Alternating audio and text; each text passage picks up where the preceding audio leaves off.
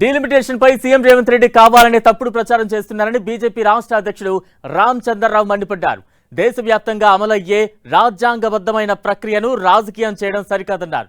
2011 జనాభా లెక్కల ఆధారంగానే డీలిమిటేషన్ జరుగుతుందని స్పష్టం చేశారు. కాంగ్రెస్ ప్రతిపాదిస్తున్న హైబ్రిడ్ మోడల్ అనేది ప్రపంచంలో ఎక్కడా లేని వింత అని ఎద్దేవా చేశారు. దక్షిణాది రాష్ట్రాలకు అన్యాయం జరుగుతుందనే తప్పుడు సాకుతో ప్రాంతీయ విద్వేషాలను రెచ్చగొట్టొద్దని హెచ్చరించారు. ముఖ్యమంత్రి హోదాలో ఉండి వాస్తవాలను వక్రీకరించడం రేవంత్ రెడ్డికి తగదన్నారు. డీలిమిటేషన్ పై అవగాహన పెంచుకోవాలని సీఎం రేవంత్ రెడ్డికి రామచంద్రరావు సూచించారు. ఇందిరాగాంధీ గారిని ప్రధానమంత్రి చేయటంలో లేకుంటే అప్పుడు పార్టీ అధ్యక్షులు చేయటంలో అది మహిళా సాధికారత కింద రాదు.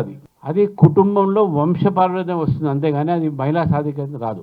రేవంత్ రెడ్డి గారు మాట్లాడింది వారి గురించి, ఇందిరాగాంధీ గారి గురించి మాట్లాడుతూ ఆమెకు మేము ప్రధానమంత్రి చేస్తామంటే ఆమెను ప్రధానమంత్రి చేయటం గొప్పతనం కాదు. ఎందుకంటే ఆమె ఇందిరాగాంధీ గారి బిడ్డ కాబట్టి చేశారు, మన జవహర్లాల్ నెహ్రూ బిడ్డ.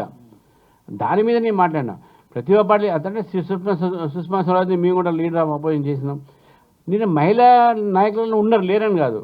కానీ ఇప్పుడు జరిగే 33% అసలైన మహిళా సాధికారత దొరుకుతుంది. ఎందుకంటే రాజకీయ కుటుంబం నుంచి కాకుండా కూడా సామాన్యంగా డాక్టరు, ఒక ఇంజనీర్, ఒక లాయరు, ఒక సామాజిక కార్యకర్త, చదువు లేకున్నా సరే సమాజంలో ఎంతోమంది పనిచేస్తున్నారు, వాళ్ళందరూ కూడా అవకాశం దొరుకుతుందని నా